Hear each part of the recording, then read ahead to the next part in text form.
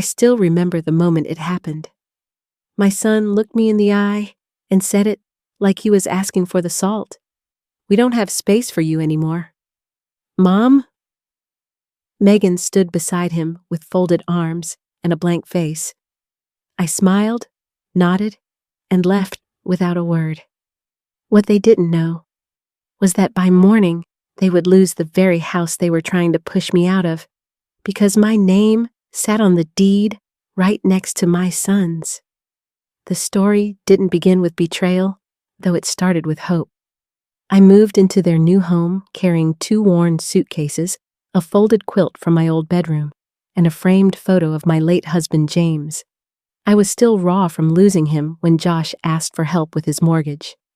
I didn't hesitate.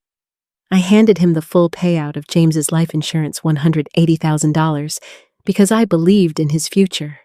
He and Megan had just married and wanted to buy a 4-bedroom house in a Charlotte suburb, but the bank denied them the full loan. I stepped in.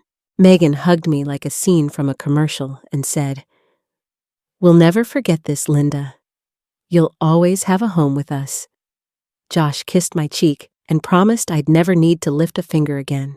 The house was modern and sterile, white walls, gray floors, the kind of kitchen that looked like it had never seen a burnt pan. My room was downstairs in the guest suite, really just a small space with a twin-bed half-bath and no shower. Still, I didn't complain. I was grateful to hear people in the mornings again. For a while, Josh made me coffee, and Megan showed me how to use their Wi-Fi thermostat, though she sighed every time I asked. We had one dinner together before the little signs began. Megan joked to friends that she lived with 2 kids and a grandma. Josh groaned when I asked if I could hang a shelf in the laundry room. The upstairs fridge got a padlock supposedly because Megan was meal prepping. Then my Netflix stopped working after Josh moved the modem upstairs. It became clear their warmth had a timeline. One night, I overheard them talking. Josh said she won't leave if we keep being nice. We've got to push her out. Megan replied sharply, "She won't sign her share over unless she feels unwanted. Make it uncomfortable. She'll leave herself." I froze. My son, the boy I raised through soccer games and scraped knees, was plotting to get rid of me. That evening, I made chicken Alfredo his favorite, but neither of them showed up at the table. I sat alone, eating slowly, remembering every sacrifice I'd made for him. And still, I was an obstacle. The next morning, Megan cornered me in the kitchen. "Linda," she said, "we think it's time you looked for something more permanent. Just your own space." A moment later, Josh walked in, sipping coffee. "We don't have space for you anymore, Mom. You need to go." Just like that. I wiped my hands on a dish towel, turned to face them, and smiled. "Okay," I said. "I'll be out by tonight." Megan blinked. Josh nodded, already turning away. I went to my room and packed everything. My clothes, James's photo, a paperback I never finished, and the red folder buried at the bottom of my suitcase, the deed. I was a 49% co-owner of that house. I didn't say goodbye. I ordered a cab and left for a motel, clutching that folder like a newborn. What they thought was their dream house was in reality a ticking time bomb I had just lit. The motel smelled of fried onions and old carpet, but it gave me peace. That night, I lay on the stiff bed with the TV muted and the deed on my chest like a shield. I wasn't mad, not even surprised. I was simply done. The next morning, I printed 5 copies of the deed, one for me, one for a lawyer, and 3 in case I needed proof. That was when the call came from Carolina Private Lending. A man named Brad explained that Josh had taken out a $95,000 business loan using the house as collateral. Payments hadn't been made in months, and foreclosure proceedings would begin Friday. I listened quietly as he explained my options. I could pay the debt, or I could release my claim and let the foreclosure go forward. I asked him to email the paperwork. When it arrived, I used the same blue pen I once signed Josh's school forms with and deliberately wrote my name across every line. I scanned it and sent it back. Less than an hour later, Brad confirmed receipt. Foreclosure would proceed. I hung up, turned off my phone, and sat still. My son was about to learn what it felt like to be left without warning. The motel felt like a strange kind of refuge. I sat in silence, eating crackers and instant coffee, staring at the deed as though it were both weapon and shield. Later that day, my phone buzzed with messages from Josh. "Did you cancel something with the house?" We got a weird letter from a lender. Hours later, another message. "There's a notice on the door. Call me." Then Megan tried Linda, please. "We're confused. Just tell us what's going on." I turned my phone off, not to be cruel, but to preserve my sanity. The silence was the sharpest weapon I had left. By the next morning, the sheriff's office had already taped a foreclosure notice to their front door. I didn't need to see it myself. Megan posted frantically in the neighborhood Facebook group, claiming they were victims of a scam. The irony made me laugh for the first time in days. I sipped motel coffee while scrolling through her meltdown. Neighbors and friends chimed in with pity, asking what happened, offering help. Megan spun every response into vague hardship. "We're being betrayed by someone we trusted," she wrote. Within hours, my own phone lit up with texts from relatives and old friends. "Linda, what's going on?" Megan had reframed the story so that I was the villain who destroyed their home. Josh doubled down, posting an old childhood photo of us and writing, "It's hard when the people who raised you turn on you." I thought about defending myself. I considered posting the deed, the loan documents, Megan's text about how once I was gone, they could finally plan the nursery.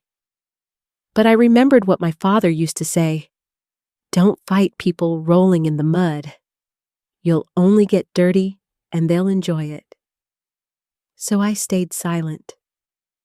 Then came the call from Officer Reeves at the Sheriff's Department. "Miss Carter, just a courtesy call.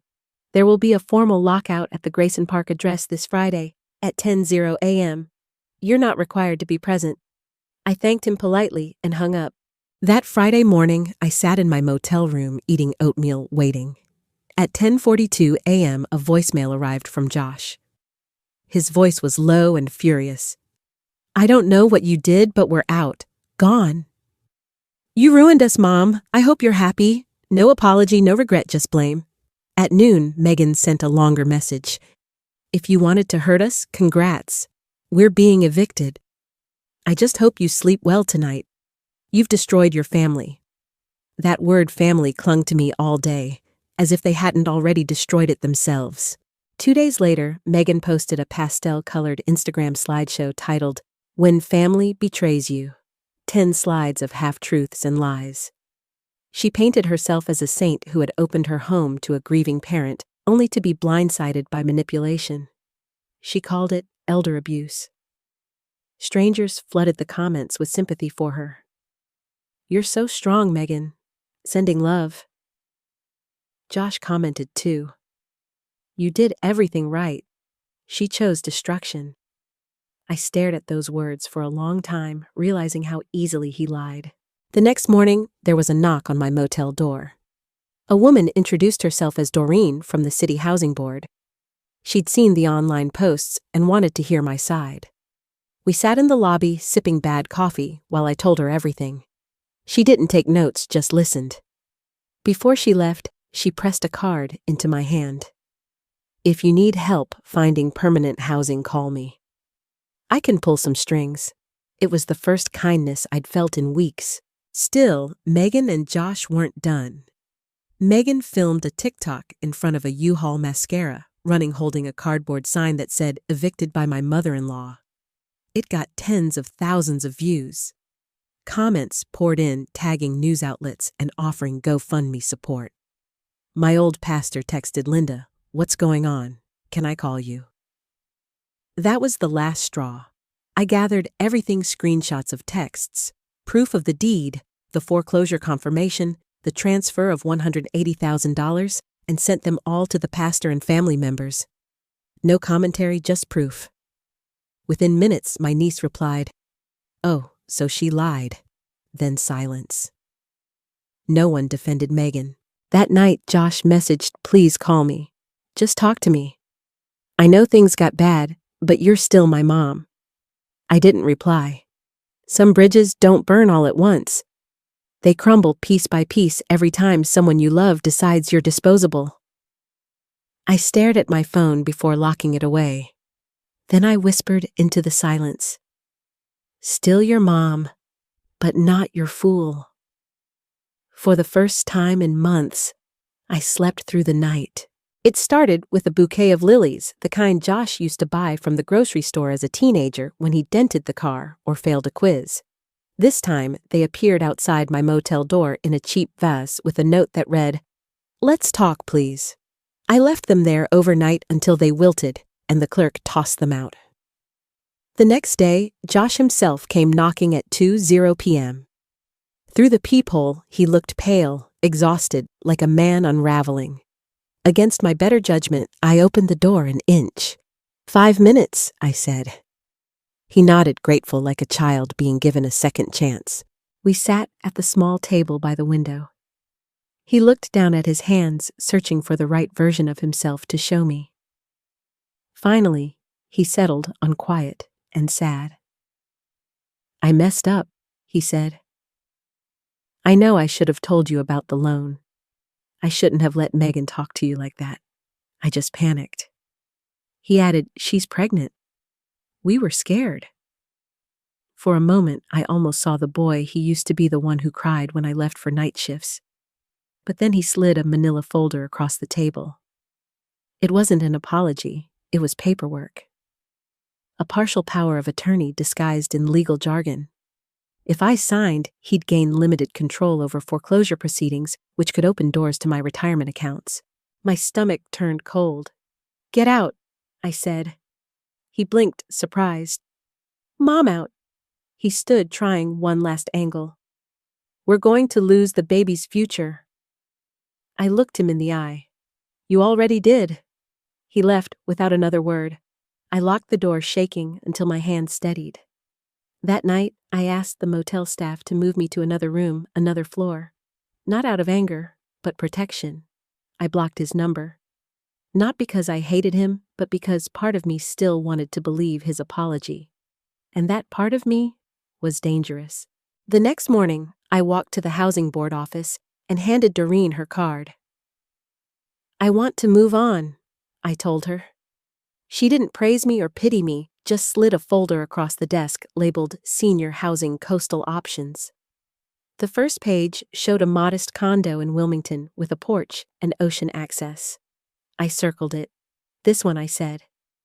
That evening, Megan emailed me. "No emojis, no hashtags. Just raw desperation. We have nothing. I know you hate me, but think of the baby." I stared at the screen, then closed the laptop. I wasn't ready to reply. 3 days later, there was another knock at my motel door. When I opened it slightly, Megan stood there with a bundled newborn in her arms and a diaper bag slung over her shoulder.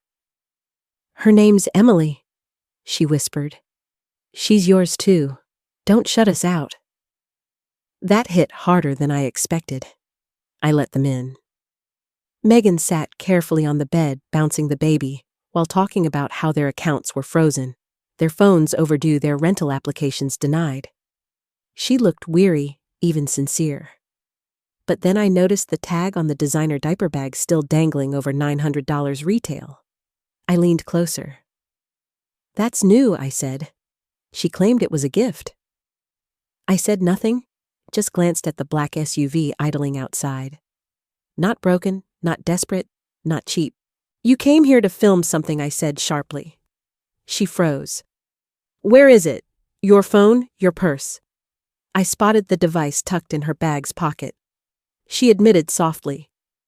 "We just wanted proof in case you twisted things." My blood ran hot. I stood. "Get out. Take your baby, take your bag, and get out before I call the police. I am not your storyline. I am not your villain. And I sure as hell am not your ATM." She flinched, clutched the baby, and walked stiffly out to the waiting car. I sat on the bed for a long time, hands trembling with adrenaline. Not fear, clarity. They had come to bait me into cruelty, to turn me into their content for sympathy clicks. I hadn't given it to them. The next morning, I went straight to the courthouse and filed for a temporary restraining order. I included everything: texts, attempted manipulation screenshots, even the designer bag's retail price. The clerk barely blinked. "You're not the first," she said. "You won't be the last." 2 days later, the envelope with the court seal slid under my motel door like a final puzzle piece. I made 5 copies, one for the police, one for the motel, one for Doreen, one for myself, and one I mailed directly to Josh and Megan's last known address with a sticky note attached. "You wanted legal. You got it." That same night, I finally answered the local magazine's request for an interview. I attached every document: deed wire transfer, foreclosure papers, Megan's messages, and asked for just one line at the top. "This is not revenge. This is clarity." The magazine piece ran the following Sunday. 3 full pages under the headline, "When Help Becomes a Weapon: One Mother's Account of Financial Betrayal." It didn't go viral, but it rippled through the Charlotte community. People started talking about housing ethics, inheritance, adult children's entitlement. In the same Facebook group where Megan had wept over eviction, strangers now debated whether parents owed adult kids lifelong support, or whether grown children owed respect to the people who raised them. My name appeared not as a monster, not even as a victim, but simply as a person reclaiming her voice. The true shift came days later when I walked into a local coffee shop. In the corner sat Josh, a lone hoodie pulled over his head, staring into a cup. At first, he didn't notice me. Then our eyes met. He didn't wave or look away. He just stared, and I saw it: not regret, not shame, but distance. The recognition of a bond that no longer existed. I walked past him without slowing down. That night, an email arrived from him with no subject line. Just one line. I read the article. "I won't contact you again. I'm sorry you felt like you had no choice. Not sorry for what he did, only sorry I had reacted." I archived it without replying. The motel manager handed me forwarded mail the next day. At the bottom was an envelope from a real estate agency with a note from Doreen: approved. "Keys are waiting." I unfolded the listing details. A 2-bedroom condo, 2nd floor, ocean breeze through the windows, rent just under my budget. I stood there holding the paper, realizing I had stopped checking over my shoulder, stopped dreading unknown calls, stopped doubting my right to exist without apology. That evening, I updated my will. Josh's name came off. Instead, I split everything between a domestic abuse shelter, a literacy program, and the animal rescue I once volunteered for. Then I wrote a short email to my lawyer. If Josh ever contested this release, everything: deed copies, transfers, foreclosure documents, publicly. I didn't need revenge, only protection. The following weekend, one final text arrived from an unknown number. I knew immediately it was Megan. 4 words. "We lost everything. Congrats." I deleted it without responding. Moving into the condo felt like crossing a threshold. It was smaller than their house, but brighter. Sunlight streamed across white walls and laminate floors. The movers were late, so I carried in the essentials first: the red folder, James's framed photo, 1 suitcase. I filled the fridge with things I wanted, not things chosen for me. That night, I brewed tea in the ancient kettle and stepped onto the balcony. I couldn't see the ocean, but I could hear it. That was enough. In the days that followed, I built a new rhythm. Morning coffee at 8:00 a.m., walks at 10:00 a.m., journaling at 3:00 p.m. I signed up for a community art class led by Walter, a 70-year-old man with suspenders and the worst jokes. On the second day, he remembered my name. While glancing at my canvas, he said, "You paint like someone who survived something." I smiled. That's because I have. For the first time in years, I felt seen without being used. I never brought up Josh in class, never told anyone my story. The past was a sealed drawer, and I had no interest in opening it. But one afternoon, a letter came in messy handwriting, postmarked from a Charlotte P.O. box. Inside were 4 lines. I know I can't undo what I did. I don't expect anything. I just want you to know I'm trying. I named her Emily Linda Carter. I read it twice, folded it, and placed it in the drawer with the voided deed. I didn't cry, didn't smile. I just let the words sit there like stones. That evening, I walked barefoot along the beach waves, crashing quietly. I thought of the baby named after me, of the man who used to be my son, of the boy who once picked flowers from the neighbor's yard and cried when I scolded him. He was gone. But maybe somewhere someone better would grow from what he had ruined. Either way, it was no longer my burden. When I returned home, the condo lights glowed warm. I curled up on the couch with a blanket and a book. No drama, no Facebook arguments, no family feuds, just the soft sound of peace. My phone buzzed once more before I shut it off for the night. Unknown number, no message. I let it fade. Then I whispered the same 5 words I'd carried since the day they pushed me out. No space here either.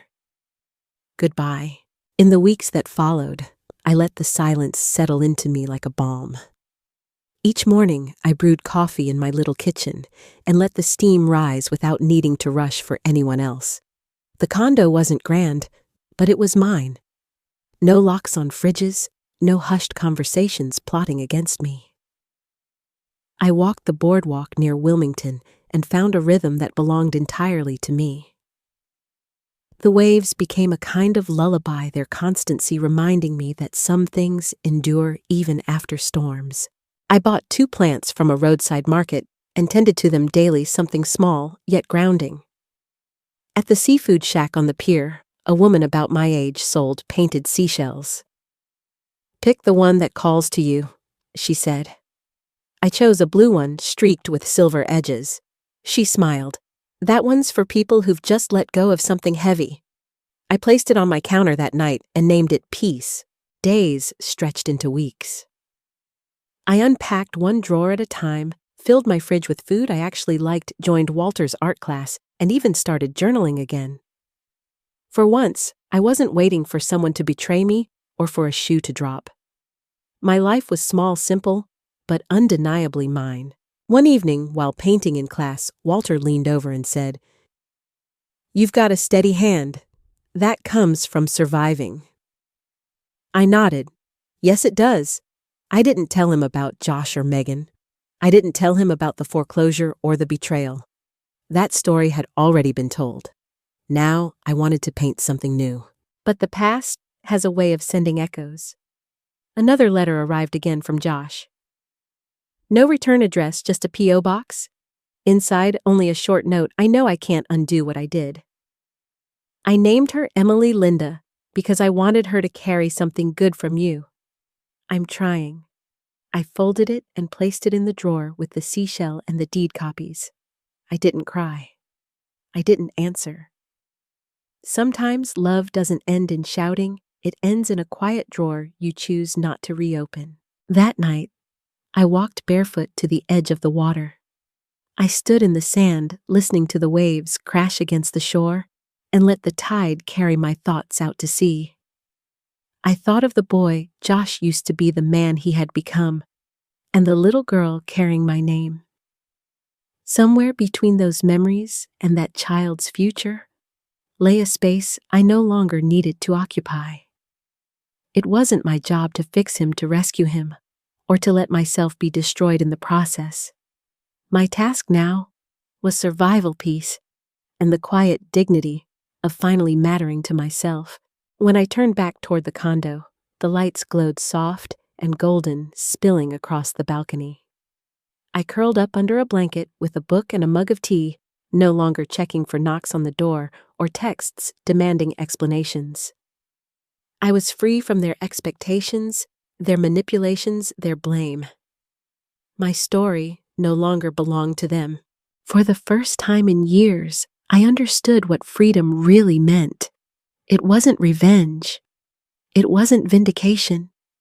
It was silence, the kind that comes when you no longer need to fight to exist in someone else's space.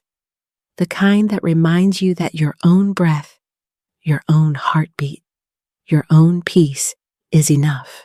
So when my phone buzzed one last time with an unknown number and no message, I simply turned it off and whispered, "No space here either. Goodbye." The waves answered back in steady rhythm, and I knew I was finally home. If this story touched you, I'd love to hear your thoughts in the comments below. Don't forget to like, share, and subscribe so more people can hear stories like this. And most of all, remember this. Your worth doesn't depend on who keeps you in their house. It depends on the space you claim for yourself.